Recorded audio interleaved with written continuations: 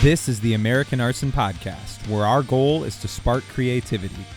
Whether you're a musician, an artist, a writer, or an entrepreneur, we're here to provide you with tools, tips, and insight from professionals and creatives that you can use to inform and inspire your own journey.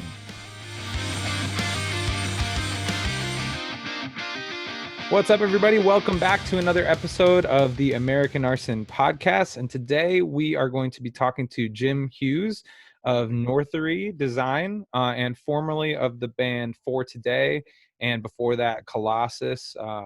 He's going to talk to us about some of his design work, and then also about his time playing in bands and doing stupid stuff on tour, and reminiscing about live music that all of us wish we could experience right now. Yeah, a distant memory, but you'll get to hear a story involving a seagull on a beach and some fun tour stories at the end, like always. But it was a great time talking with Jim. If you want, his socials are all going to be at the bottom. If you want to check out his design work, his website and everything, it's really cool. He's probably done a design for a band that you listen to at some point. In fact, you may own one of his shirts, likely so that you do. And then as well, if you want to like, share, and subscribe below this video to the channel, that helps us out so we can keep putting these out for you and see what episode you guys like and what content you want. And let us know below too if there's anybody you want to see on. Absolutely. All right, guys, so let's jump into the episode. All right, well, Jim, welcome to the podcast. Thanks for being on with us tonight. Dude, thanks for having me, guys. Absolutely. Do you want to, for anybody that doesn't know, do you want to introduce yourself to all of our listeners and let them know what you're all about? Yeah, I'm Jim Hughes. Right now, I pretty much am doing graphic design full time in the music world. Toured in a couple bands. I had a band that was like my high school band called Colossus, which got signed to Face Down Records in 2000, somewhere between 12 and I don't know. I'm pretty bad with dates, but we'll say around 2012. Okay. And then after that band started slowing down, joined For Today, played with For Today from their last album cycle. 2015, 2016, that kind of somewhere in there. All on the internet. Look it up on the internet. Last album was like 2 years long, I think, something like that. So did that. And then since 2015, 2016, I have been home. Just doing pretty much graphic design, produced records for a while, but then design stuff just got so busy that I kind of had to set that aside because the schedules just did not work. Yeah. So now I just you're very modest about your design work. I'm pretty sure if there's any hardcore metal band or anyone that's really relevant in the scene right now, you've done their album or merch line or something at some point. I've tried. So that's kind of all over the place, though. Graphic design, producing records, playing in bands. That's our podcast is all about our goal is to spark creativity, and we like to kind of explore all sides of of creative pursuits and everything. So what really got your creative journey going then, would you say? I mean, I grew up in skateboard. Well, I shouldn't say I grew up in skateboard culture, but I grew up as a skateboarder in a small town in South Dakota. Yeah, South Dakota skateboard culture. South Dakota skateboard culture, where there was like 6 of us, and we had a really horrible skate park connected to some tennis courts. But I think that for a lot of like skateboard culture is a jumping off point for so many people because it's so art focused and music focused. Yeah. Skate DVDs, the soundtrack is like as important as anything else. Right. So yeah, for sure. I kind of grew up in that, but I started my first band. Well, the South Dakota thing, I had an interest in guitar always. And then when I was in 7th grade, we got snowed in with a blizzard, and I had a guitar that I went to like 2 lessons, and I was like, dude, this is lame. Like, I don't want to learn chords, you know? And so I, yeah, we got snowed in when I was in 7th grade, and it was like 2 weeks. Like, we didn't have power, we didn't have anything. So I picked up my guitar, started playing that. My sister started dating a dude that like was into, he had moved to South Dakota from Southern California. So he like grew up Dang. like as a dying shows and all that stuff. Uh-huh. And he came, I remember like coming home from school and I could hear him tuning my guitar, which I did not know how to do. I was like guessing Right. apparently. And like it pretty much like from that day, like of him having a tuned guitar in my hands, in some capacity. So did he just tune it and bounce, or did he explain to you that that's something that you can do on your own? Tuned it, and then he was like playing songs, and I was like, my rig at the time was a like a Silvertone pawn shop, like it looked like an Ibanez RG kind Okay. of, and then Yeah. a karaoke machine with a Oh, distortion did pedal have a in front. 1/4 inch input on the Yes. karaoke machine. That's That awesome. was my rig for like a year, Yep. and it was Yes. intense. So, but then yeah, it was just the progression. I guess I just have like the DIY mentality where I was like, oh, we need t-shirts. I'll make t-shirts. Oh, we need to record songs. I'll record the songs. Right. And that's been the rest of my life since 8th grade or 7th grade. So That's awesome. Yeah, we kind of came up in that DIY mentality as well. Booking our own tours, and our first 3 EPs were all hand stamped. We had bought All our designs were done by Evan, Yep. and we would stamp stuff on and like hand number stuff. And that got old after we had put out like 3 albums, and we would literally have to book like a day or 2 before each tour to like, all right, we gotta stamp like a few hundred CDs. Like, but the point being is I think that it well, it builds a little bit of character, and it kind of expands, I think, kind of like your creative skill set, but then also your eye for being able to pick something out in the future when maybe somebody else is working on something. Or actually, just to segue into this, with the album design that you did for us, where we were actually able, which was incredible, by the way. looks we haven't had great. a chance to thank you in person. Yeah, this is about as in person as we can get in 2020, but I think that there's a lot of value in being able to offer some feedback, and that actually comes from a place of like a small amount of DIY knowledge, and then being able to kind of speak the same language with the people that you're working with. So did you find that kind of DIY mentality was kind of a springboard for the rest of the stuff that you ended up doing?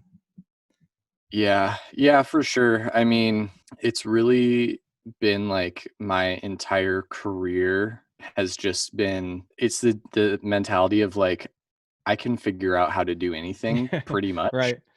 And like I hesitate to use the term fake it till you make it, but essentially it's like if someone's like, "Hey, I heard that you recorded your demo. Can you do my album?" I'm like, "Yeah, I can record an album. Can do that." And then, by the end of it, like if I some of that stuff, like I do the math and I'm like, wow, I made like $3 an hour doing this EP. But then you learn and, hopefully you have low overhead when you're young. And yeah, it's been the catalyst for everything because, and especially in the music industry, you can't afford to go to school and have $100,000 of student loan debt and then design t-shirts and, Right. live. Yeah. So it's something where I did go to school for 2 years because my parents really wanted me to go to college for 2 years. But I left, and then like by the time I got done with college, I was like, I hate graphic design. Like I didn't like my teacher. I switched my major, and then like I dropped out. Well, I shouldn't say I dropped out, but after the last day of college, my second year, I literally woke up the next morning at 5 a.m. and drove to Kansas City and recorded the first Colossus full length. And then I got home from that and I was like, okay, well, I'm never going back to school because this is too sick. So you were actually studying graphic design at school, though? I did, yeah. So I graduated high school a year early. So I went when I was 17 Okay.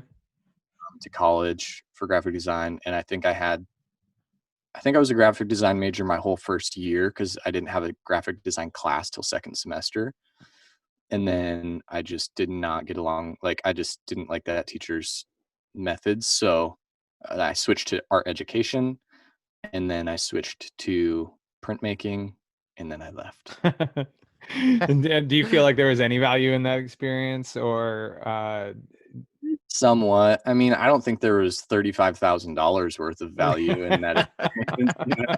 There's nothing I couldn't have gone on YouTube and been like, oh yeah, colors here. yeah, Like Yeah.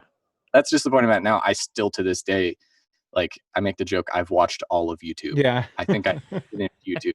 Like I especially now, I'm like, bro, quarantine, I've been smashing YouTube yeah, all the time. Literally anything you want to know, learn about, Right. But anything. it comes back, you have to have the mentality to chase Yeah. after it yeah. too. Like, you want to sit through a boring YouTube video to learn something, you know? Absolutely. Well, and I think there is some merit too in that idea of removing yourself from a formal learning environment and then sort of having your interest peaked because it can go in any direction. I know for me personally, I started taking piano lessons when I was like 5 years old. And it was something that my mom had to drag me to, and I absolutely hated. Right. And then Yeah. as soon as I stopped, I was around 13, and that was when I started my first band, and I was Right. playing keyboards in the band. So it wasn't like I hated the instrument. I just didn't like, going and being in a structured environment. I had an awesome teacher. She was very nice. It just, I wanted to play what I wanted to play. I wanted to kind Yeah. of, pick my own way through it and not have somebody tell me, what I was going to do or how to do it. And you're right, the learning process is a little bit slower that way, but Mhm. it's almost more it almost there's more staying power in the end there. Now there's all these masterclass, like there's all these you can like Yeah. not only are you learning things, like when I was first learning Photoshop, like the people teaching you YouTube, like teaching you Photoshop on YouTube were like not Yeah, cool. it's Like it's like it was like, some guy in Bulgaria who's like yeah, looking exactly. English. It's like with subtitles on this and it's Right. super weird. And now it's like, I mean, like for the recording world, it's like, dude, you could pay $300 and have Will Putney teach you everything he knows about recording. Are you kidding me? Yeah. Like, dude, that's insane. Come on. Yeah. No, but $30,000 sounds a lot better, right? Yeah. Exactly. Yeah, they love There that. is something, there is just something that still exists, that the allure of kind of the formal education and getting the piece of paper to hand on the Yeah. wall. Were your parents resistant then when you decided that was something you wanted to step away from, or? It was so one of those things you learn when you get married is like your family's a little bit weird, once you so my family were not like the strongest communicators. So I did not tell my parents I wasn't going to college. You And I just stopped going. actually well, I guess I probably told my mom, but yeah, I had told my mom at some point because we went and toured a different school after I got back from Kansas City because I was like, I'm going to go to school for recording, if anything, because I love Uh, being in the studio. And we went and toured a school in South Dakota that has a recording program, and it was awful. Like even my mom was like, dude, there's no way we're paying for that. The guy was pretty much saying, I was like, do you guys offer this? Do you offer this? And he was like, well, if you're interested in that, like you could get credit for teaching those classes. And I'm like, Oh. bro, I'm going to come here to teach, man. Come on, dude. yeah. Soldering a cable, that should be taught in music school. Right. So yeah, I had probably told my mom. I didn't tell my dad. And I was working this job where I would go do inventory at Kmart, Lewis, like PacSun, like every store, gas stations. And I went back to my hometown because I didn't go home after I went to Kansas City. I moved to Sioux Falls, which is like a bigger town. And I went and got McDonald's with my parents on my like 30-minute lunch break that I had. And my dad was like, so when do you figure out where you're going to live this semester? And like asking all these questions. And I just remember looking at my mom being like, dude, no, don't say anything. And we just kept dodging it. And he Oh, man. never said anything about it to me. But then that winter, like I think like maybe that summer or something like that, pretty much my whole life he had been trying to get his bachelor's degree. and it was just taking forever. The first college that he went to ended up closing. That was in our Oh town. man. All this stuff. Ended up finishing his degree through University of Phoenix. His work paid for the whole thing for him to get Oh it. wow. And then he got his degree, and like within 6 months they fired him. So he was like, pretty much in that moment, his mentality shifted to like, well, maybe this doesn't matter. Okay. Like, I worked here for 25 years with no degree, then all of a sudden I have a degree and I get fired. Like, you know. So Yeah. that was a weird thing. Like, initially they were super pushing into college, and then all of a sudden he was like, well, I guess Maybe kind of good timing for you. Then. This worked out well. Right. For you to not have to explain yourself so much. Yeah, I think it's interesting, moving, at least in the creative world, it seems like, from a system where the degree is everything, that piece of paper is everything, to where it's really merit based. If we look up your Instagram, and we're looking at who are we going to hire to do some t-shirt designs, and you have a degree from a fancy school and all your designs look like Microsoft Word clip art, we're not going to hire you. So is that something where you feel like you've seen a shift in the creative industry to sort of like a merit-based kind of formula, or do you feel like there's still a whole lot of kind of the posturing and the who knows who and all of that kind of stuff? It's I'm sure it's a little bit of both.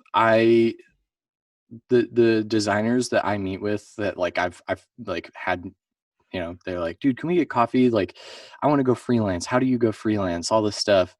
And then they're like, yeah, so I went to school. I just talked to this dude the other day, and he went to college for 5 years, Wow. 6 years, 5 or 6 years for design. And he's working at a job where, and like, this is not a dig on him if he listens to this at all, but he's working at a job where he designs like the graphics for gas station, like burritos and stuff like that. And he's like, dude, this Does he sucks. get free burritos? Probably not unless he can eat the ad papers. But he's like, dude, I want to go freelance, and like, it's scary and blah, blah, blah. And I'm like, yeah, it would be super scary, because if I had as much student loan debt as that, I wouldn't be able to go freelance either, because that would be terrifying. You have to pay those bills. But I guess the other part of the question is, like, I think for some of those jobs, like the more corporate world, you pretty much do have to have a degree, because they don't speak like design language. Right. Whereas if I applied at like Hot Topic corporate or something like that, you know what I mean? Or if I applied to work for like Obey Clothing, they wouldn't care if I had a degree. Okay. So I think it depends what part of the world you're in. My wife works in marketing, and all the designers at the company she works for definitely have degrees. Yeah. They also have like nothing on their Instagram, if they have an Instagram account at all. So it's just a totally different world. Right. Yeah, I know my brother, who we interviewed back in, if anybody wants to check it out, season 1, episode 2, he got a job similar to the one that you were talking about, and he studied design, and he got a job, and he had to wear a shirt and tie and go and sit in a cubicle to design ad papers for a grocery store. And it was the sort of thing, was like, obviously he could do this from home. Obviously he didn't need to be dressed up formally, and maybe the pandemic is teaching us some lessons about that. And that type of thing. But when you're in sort of, I guess, if would you say most of your clients are somewhat involved in the music world, or something like that? 90%, 95%. Yeah, and at that point, I think what really stands out is just the quality of your work. And totally. Yeah. And now I think that the other unique thing about your work is, I think you do a great job of kind of meeting the band with where they are and with what they need, but also kind of putting your style into it. What would you say, like, artistically, you're inspired by? I've seen looks like maybe some tattoo influence in there sometimes, some street art kind of influence in there, but what would you say, your style boils down to? It's one of those interesting questions. I actually, like, right now have like a Dave Quiggle enamel pin on my desk. And I remember when I first started working for Face Down, I asked him, I was like, dude, like, how did you get your style? Right. Like, I could see a Dave Quiggle illustration literally anywhere on the Yeah. planet. Yep. It's Quiggle. And he's like, really? Like, you know, Oh, he I didn't don't even see it. realize. Oh, what? And I'm sure he was just being humble. He's like the best. Sure, yeah. But I don't know. Yeah, I definitely, I think part of one of my strengths, like if my house, which the room that I'm in right now is in kind of chaos. There's a bunch of toys under that blanket. Like that over there, Santa yeah. came already. You're hiding them all, or No, that's just, I don't want you to have to look at them because they make me so sad to look at them after. But I'm like a very minimalist, modern. Like I would like it if my house just looked like an art museum. Like it's all white walls and very clean. And that's definitely like my personal style. And I think probably my a strength that I have as a designer is I'm more so like know what the market is interested Okay. in. So I do love traditional tattoos and that style of artwork. Um, and I know that people in the heavy music scene also like it. Right. And like I get the feedback from Yeah. bands. Anytime I do like 5 designs for a band and then they come back to me, I'm like, okay, well, what one sold the most? Like, what do your people care about the most? So I think for me, it's like I like the idea of having my own style, but I'm also like less of a designer or like artist maybe in that way and more of a designer in the sense of like I'm here to tailor it to your market because they're not buying me, they're buying you, you know Yeah. what I mean? Yeah. So I want it to look like you guys.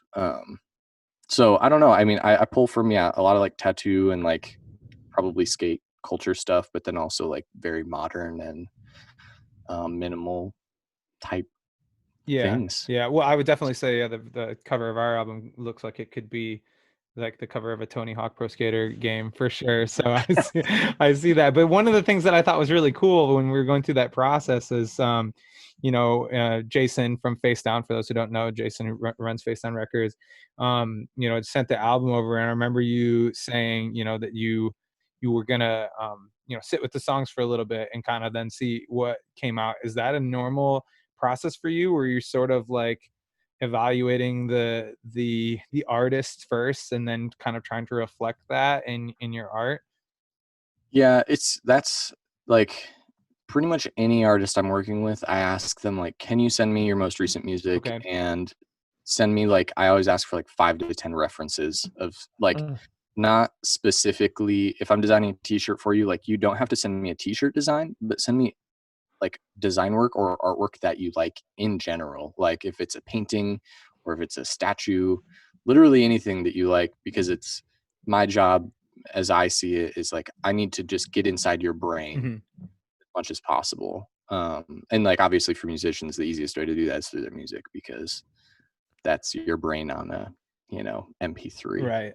Yeah. Yeah. So yeah, like I just did some artwork for the band Era and like I mean, I've done a lot for them and I know every single word to every single song because like when I'm working on stuff for their new record, I put it on repeat and I probably have listened to it 100 times.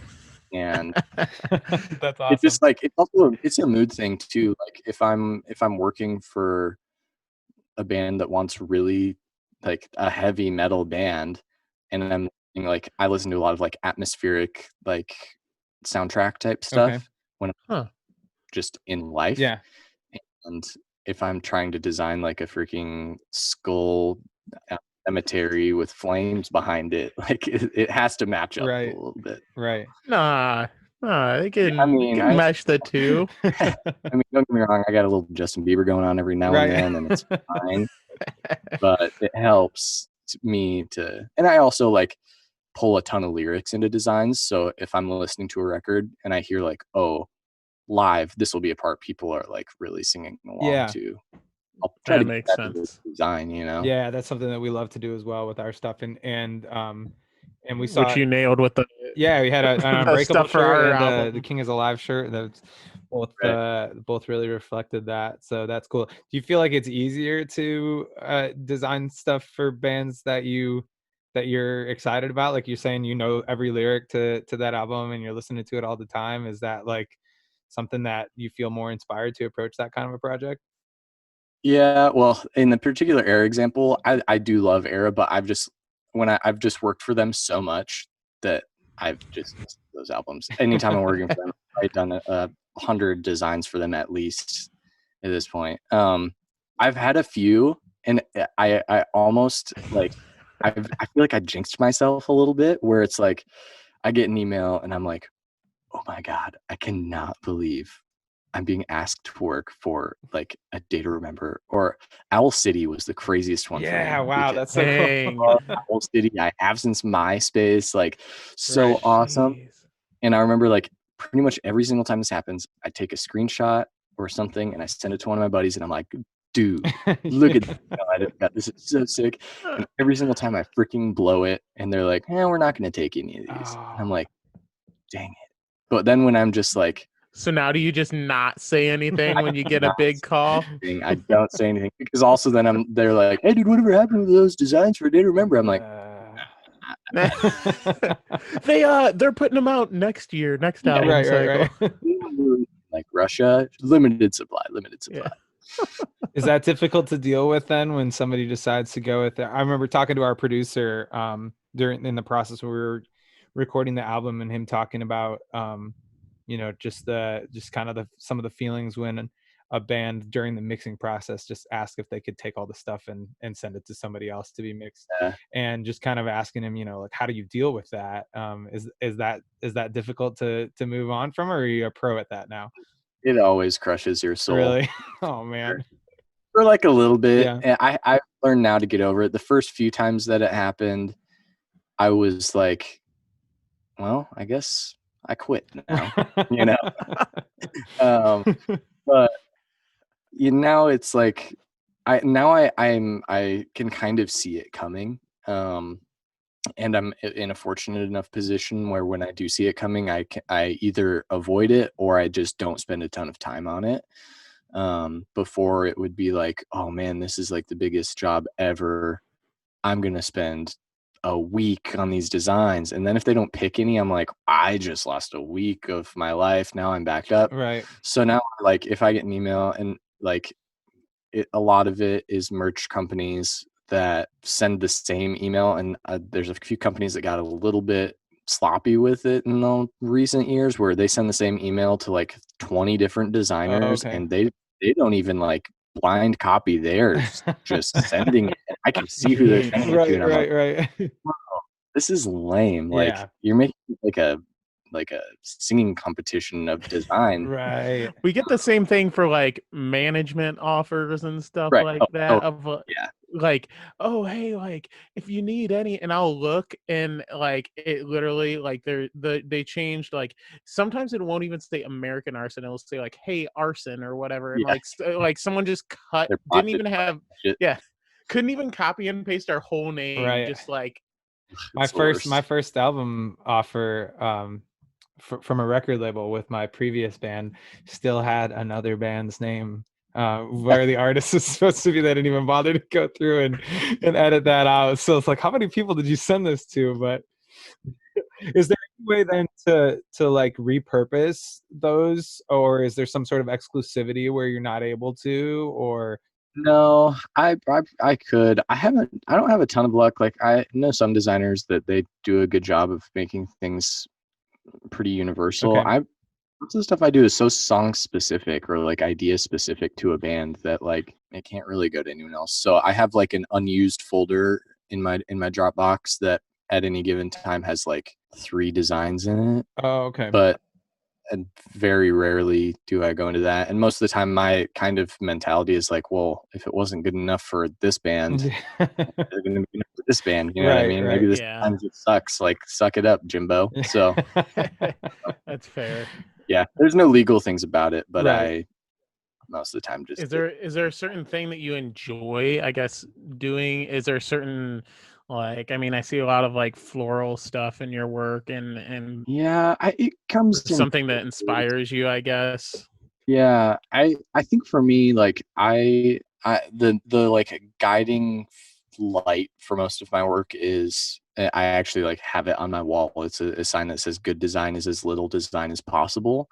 So for me, I'm always trying to break things down to like the core focal points. I don't have the like skill set that some designers do to make like super chaotic, super busy, like all these tiny little details and all this stuff. Like I'm like a very much like a, I don't know, I keep things pretty clean and like as focused as possible.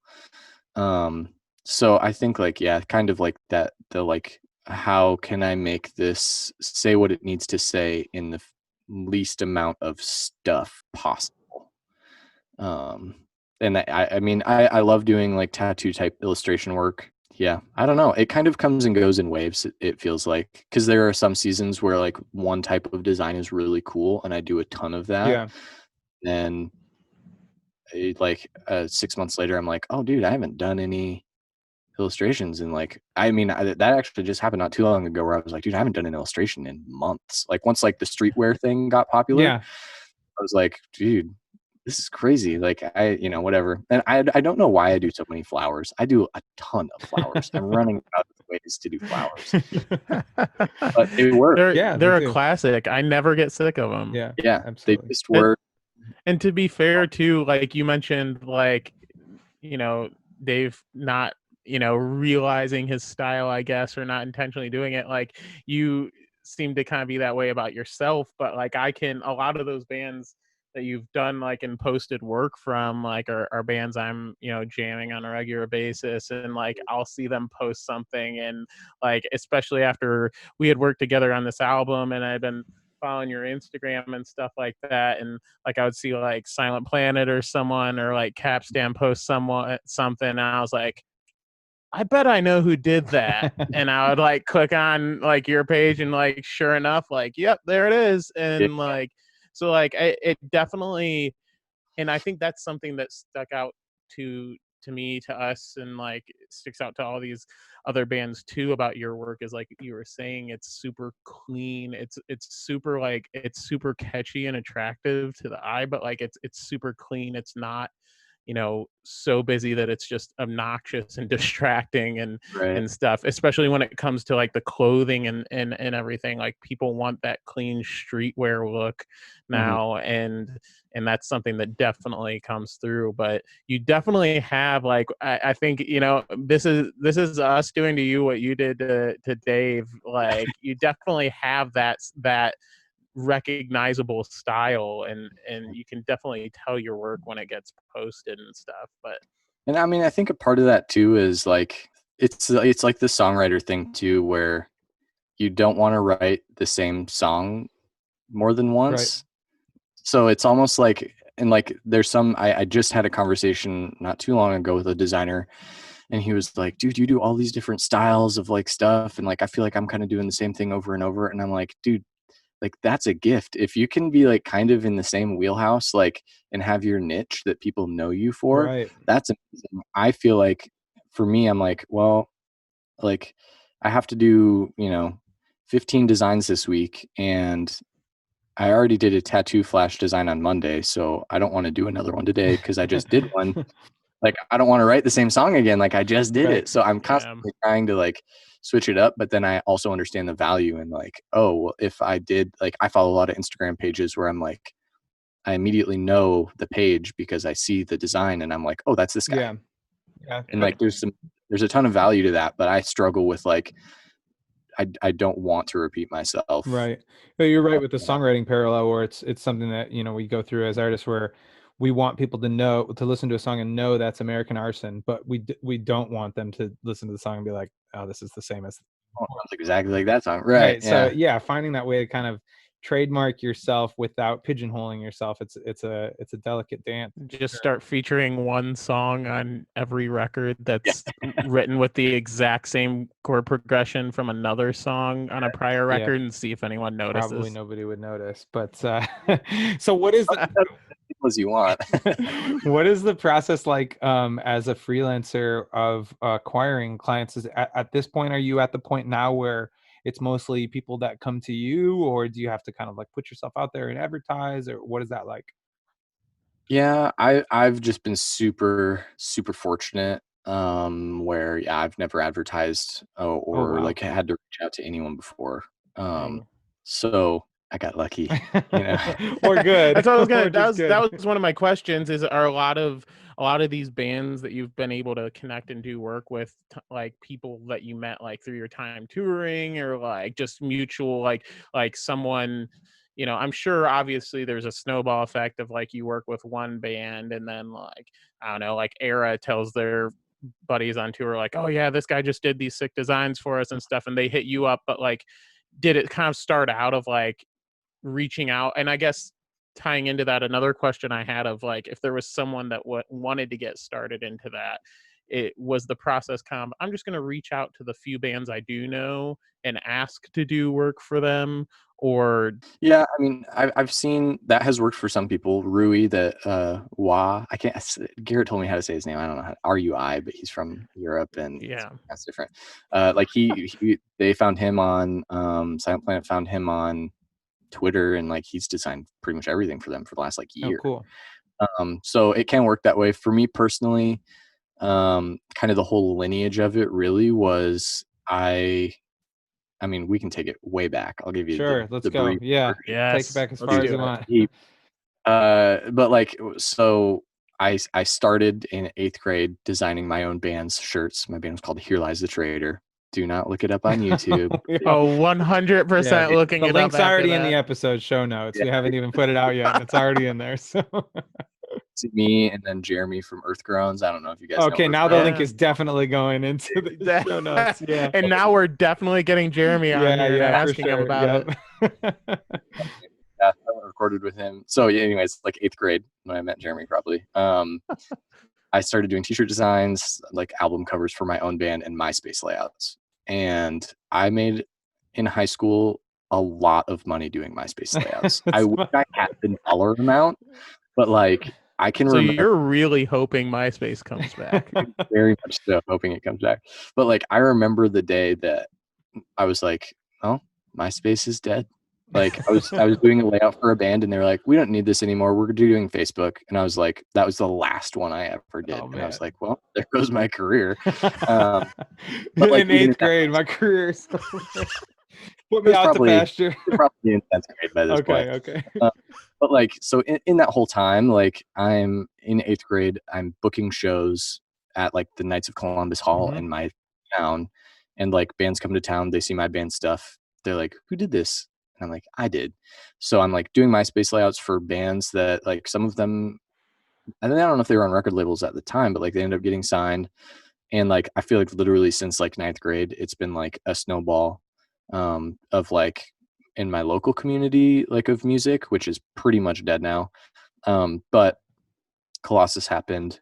Like we signed a Face Down, and the first let me think of how this worked. We released our first record on Face Down, and then we toured on that, and I was working at Gap in the mall, and I was doing all the Colossus merch designs, flyers and stuff like that. Wiggle did the album cover, but and then after we were signed for maybe like 9 months or a year or something like that, Jason Dunn reached out and was like, hey, like I'd love to bring you on as a designer. Like Dave's going more like tattooing more. And they hired me like in like a salaried position somewhat, like a monthly paycheck that I could rely on. So like that was probably in 2012 or something. And like, what year is it right now? We're in 2020 right now. Feels like it's been about 7 years. Yeah. 20. So okay, yeah. So I think it's been since 2013 I've been self-employed. Oh, awesome. And I like Face Down gave me the opportunity to do that because I was touring that whole time, but I was getting enough money from them and then enough like supplemental that from design work. But essentially like when I started working for Face Down, I did I had already done the Colossus stuff, and then I did a Gideon merch line. And I feel like that was the one where people saw it and liked it and started coming to me, and it kind of snowballed. And then on tour, I would meet bands. I met Silent Planet on tour with Colossus, and I was like, I can't remember how it happened, but then I ended up doing design work for them. yeah, and just kind of naturally. really took off. Yeah, it's totally natural. but then like once I started playing with For Today, I was on tour with larger bands, and I never like sold myself to them, but it would mostly be like I'd be sitting in a Starbucks working on design work, and someone would come up and be like, "Oh, dude, that's cool that you're doing this design for After the Burial." And I would be like, "Yeah, I do design works like all the time." Yeah. And then they'd be Yeah. like, "You should do stuff for us." And then I'd get an email from their manager, and their manager manages 6 other bands all in the metalcore world. And like that's really the big one for me, has been management, where like Era's manager is Silent Planet's manager. He's Dayseeker's manager. Okay. He's, I think, the Plot and News manager. Hmm. Hot Mulligan, like all these bands that I Yeah. work for all come from one guy.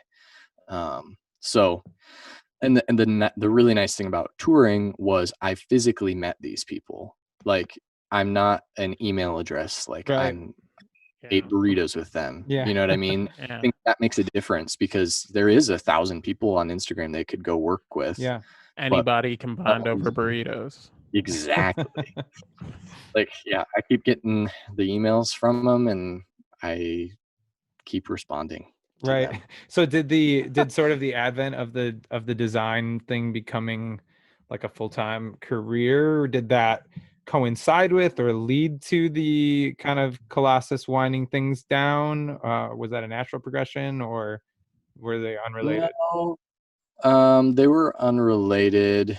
Uh, But you have a secret unannounced album, 2020 Yeah, I mean, unannounced album, I don't remember there ever right? being an announcement of like Colossus is done or anything like that. there So hasn't been what could be next. No, we did record a song together a couple months ago for the first time in, it was like 6 years that we were all in the same. oh, Dang. rad. So can we Someday that expect that at I mean, some point, or? I was kind of half joking, but in now the I'm just podcast, man. No, I'm kidding. That'll come out someday. But we're all like, it's like we all want to put it out, but everyone's so busy. It's Yeah. insane. Yeah. you want to do it right. If, Yeah. And like Alex, our vocalist, has been, since the band ended, he became a very successful videographer. So he's like, I want to make like a movie. Like, I want this to be awesome. So it'll probably come out in like 6 or 8 years. And it'll be cool. We'll release it on a microchip that you just put right into your brain. Right. the 20th anniversary. Yes, exactly. I think our Facebook header still says like new album coming 2016. So JK 2021. Right. Oh, but yeah, no, with Colossus, it was, we went and recorded our second album, and our drummer quit. And like, it was one of those things where it was like we started the band as like really young high school dudes. And like, to me, the band was the band because of the people in it. right. And when he decided that he was going to leave, it was like just kind of a slow, like we had a couple fill-in drummers, but he's my favorite drummer. I think if he was still in the metal world, people would be like, dude, this guy's the GOAT. Like, he's Has he not done anything since then? No. Really? Well, so right before we went and did that record, he got really bad carpal tunnel. Oh, Like man. severe carpal tunnel. But he was like, I kid you not, when we were growing up, he drummed for like 10 hours a day. Wow. Every Jeez. And so he got really bad carpal tunnel, and he just wanted to go to school. Now he's like he's a genius. Like he's the kind of dude that he starts doing something and he does it to the fullest possible extent and crushes it. Well, the world needs more people like that. So Yeah. And he's Yeah. he's gonna be like I don't know. I'm gonna say he's gonna be a doctor, but I don't think he's gonna be a doctor. He's like studying biology. He's in like a master's program for biology, I think. I don't know. Sorry, dude. pretty soon he's gonna make a comeback with like bionic arms. That's what he's been studying. Like, But he can drum a little bit now, and so he's come into the studio. Like, his wife is a worship leader at a church in Colorado, and so he drums on her stuff. And I recorded their last EP, oh, cool. and he's drummed on other things for me. But he's That's awesome. he's not like touring or anything like Yeah. that. So Yeah. Cool. yeah. I mean, we roughed it like with Colossus. It was like we were the band that like we did not. I mean, most bands in our scene, like the entire time that we toured, which was like 5 years, we got one hotel. Wow. I think maybe 2 if you count like one of our first tours. Right. How many showers did you take? Negative. Like I'm still making up for the showers I didn't take in 2012. Who was it that Andy called out in from For Today? Probably all of them. Yeah. Brandon, probably Brandon. I don't know. It They were all might have been. for a while. Brandon was pretty greasy. That boy didn't want his hair for like a couple of years, I think. He definitely. We asked him. We were like, who showered the least? And he was like, oh man. He was like, we were on tour with For Today once. Yeah, that was probably They're Brandon. all channeling John the Baptist, like just seeing if you can build up a nice exoskeleton of salt over the skin there, exactly. little protective shields. Yeah, it's good for you. Oh man, well, with that in mind, touring and live music in particular is something that all of us miss very, very much right now. And so anybody that we've had on that has been involved in the music world whatsoever, we've been kind of asking them if they could share a fun or funny or self-deprecating or endearing story from the road, from the touring days, to kind of get us through this time where live music is sort of just a distant memory for all of us right now. Yikes. Yeah, I'm trying to think through with Colossus. I mean, it's one of those things where, like, in the moment, a lot of stuff seemed very normal. Right. One of the first, I'll maybe try to grab a couple because I can't think of one that's like really intensely funny. A couple is great. Off my head. So this is actually one of the first tours. This wasn't even in Colossus. This was in Here Lies the Traitor. Don't forget to YouTube that when you get to the Absolutely. Sorry, I already wrote it down. It's on my notes. We left I was like a sophomore in high school, and I don't think I had a summer job yet. And we left for tour. I did not tell my dad. Apparently that's a recurring theme here. I mean, my dad left for tour for like 10 days. In high school? Summer. In high school. And you didn't tell your dad? Didn't tell my dad. We're gonna go get your dad on for an interview, one of your family members on for an interview, and just ask your different family members and plug it in at the end of this episode. Just say, where did you think he was for 10 days? Yeah. Well, so he called me. He was like, hey, I'd like for you to have the lawn mowed by the time I get home. And I was like, I'm in Brookings, just like an hour and a half away. I'm like, I'm going on tour with my band. And he was like, you better come home right now. I'm like, I don't have a car. Like, we're in the van. I can't come home. But I remember, like, for one of the first couple shows, I packed one pair of pants. Oh no! Rookie mistake. Big time. I already know where this one's going. One of the first shows, well, we went out to eat afterwards. This place called the Frying Pan, and they give you a side of ranch dressing in like a bowl, like a breakfast size cereal bowl. Does it come with how it should be? Just in case you feel like just turning it into soup. In case you want to buy anything else, you just drink the ranch. Right. And I spilled that entire bowl of ranch on my pants. Like probably within the first 2 days of this tour. Only pair of pants to have. Oh no. That's one from the young days. That's not where I thought it was going. Being the era that you thought they were gonna rip. Yeah, I was thinking crabcore. I was thinking crabcore, and they split down the seam for sure. It was probably a little bit of both. Hot Topic jeans did not hold up well, you know. Well, and nowadays they're like 50% elastic or whatever, so you can. Oh yeah, exactly. People stop crabcoring, and then they fixed the problem that doesn't need to be fixed anymore. So technology, man. Bring it back. That's great. Well, before you move on to another one, how many days into this tour did you make it before your dad realized that you were gone? Well, he knew right away. He called me the day I left. Okay. I'm not coming back. Like, this tour is booked. I told Mom, I'm gone, dude. So you always told your mom? I always told my mom. Yeah, that's like, they need to maybe go to some counseling for that. I don't know what. I told my mom everything. My mom like paid my rent the first time. She was like, "Man, don't tell your dad about it. We'll pay your rent." Yeah.